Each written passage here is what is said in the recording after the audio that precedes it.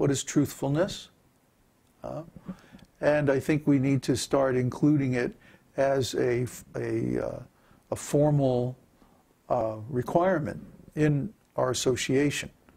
And I think we need to develop criteria and tests for it, and to apply those tests to our associates and determine whether or not they are really truthful. I just started working on this a little bit last night, and first thing that came to mind is that a truthful person, their actions and their words match up. You see harmony between their actions and their words. Another qualification of a truthful person is that they take responsibility for their words. In other words, they make commitments and they follow through on them. Not that they simply throw words around without any real meaning. But when they speak something, then they do it. In India, this is called Vak Siddhi. Vak means speech, and Siddhi, of course, means a mystic perfection. And Vak Siddhi is very important because it leads to a kind of potency where whatever you say automatically manifests. You see? Again, I have some experience on this because when I first got involved in spiritual life, started reading Srila Prabhupada's books, I was very, very impressed by the character of King Yudhishthira. King Yudhishthira is Arjuna's elder brother, and he's the leader of the 5 Pandavas. And Yudhishthira had a quality of truthfulness which was unmatched. I mean, he was so truthful that even his enemies used to count on his statements as being true. It was like the sun may cease to shine, or the water may cease being wet, but Yudhishthira is never going to stop telling the truth. There's statements like this in Mahabharata and other scriptures. I thought this was such a wonderful quality because actually I had never met a truthful person. And you know, children, or I should say young people, teenagers especially, are very, very angry with their parents and other elders like teachers and so on because of being lied to. Remember Santa Claus? How about the Tooth Fairy? Or the Easter Bunny? Remember that? You know? And when you find out that, oh, actually it's just a story, then you're so disappointed. This generally happens at about 7 to 10 years of age. And then you find out they've been hiding sex from you. This is the worst thing. This causes an extremely deep emotional trauma. They haven't told you about one of the most important things in life. Actually, there are so many things like that. So many hidden truths. Every family has their secrets. And then there's all this diplomacy and lies upon lies upon lies upon lies about the family secrets. Because we have one external standard of behavior which is required for social reputation and so on. And then we have another internal standard of behavior based on our fallen nature and our lustiness and our material attachment and so many things like that, you see. So there's the real life, the truth, the private life, the reality, and then there's the public front that we put up. And so there's so many lies developed to put up this public front. And now in society in general, this has become a huge problem. Look at the financial mess, the financial meltdown.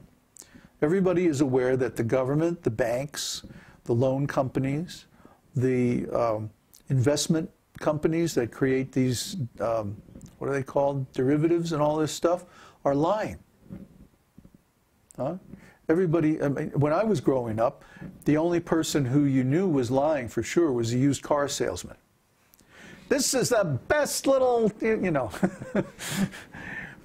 They were expected to lie, right? But now we find out that politicians, the bankers, the economists, the Federal Reserve, all these people are all putting out a bunch of nonsense. You know, I'm not the only one who thinks this. Go look around on the internet a little bit, and you'll find many, many, many, many commentators saying the same thing. So it's not just me. I'm not just a paranoid, you know, tinfoil hat, tinfoil turban wearing, some kind of conspiracy nut. But this is well established, very, very clearly established. So in our society in general, we have a growing gap between the realities of life and the public front that is put up, which is supposed to represent the truth or reality. And actually, it's just a bunch of propaganda, and everybody knows it. Every company has their PR department. They're spin doctors. There's no need for spin doctors unless someone's lying.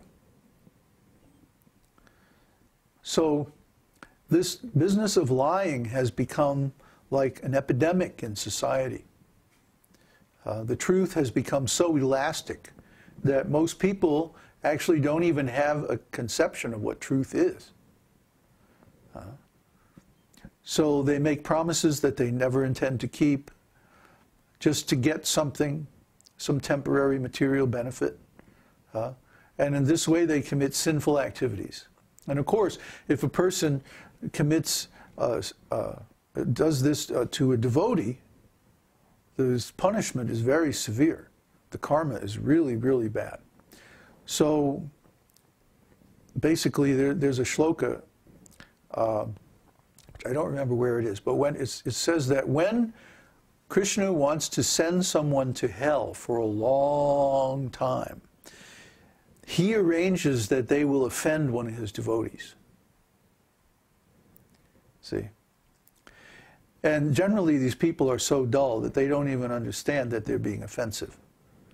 I mean, they're so far gone, they're so insensitive, their intelligence has become so covered over that they have the whole thing rationalized in such a way that they think, oh, I've got to do this, you know.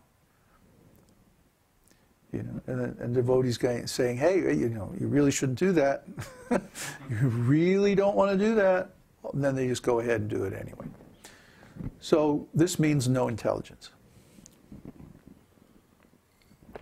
Even they may have PhD, XYZ, LSMFT, doesn't matter. Because if the intelligence is covered over, then they become so dull, they can't understand that Krishna's justice is perfect. So anyway, if a person tells a lie, even if it's just what's called a white lie, which is a little lie told for social convenience. There's this one cartoon. There's a guy in the hospital all covered with bandages, you know, and his arms and legs are both in traction, you know, and he's even got bandages around his head and everything, you know. And some visitor comes in and says, "Charlie, how you doing?" "Oh, I'm fine." "How are you?" Well, if he was fine, he wouldn't be in the hospital all bandaged up, you know. Come on, duh.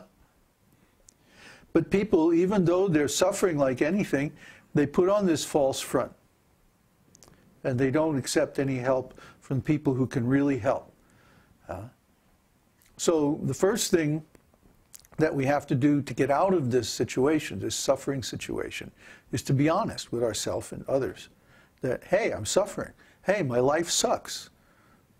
This life on planet Earth is miserable. I want to get out of here. What can I do?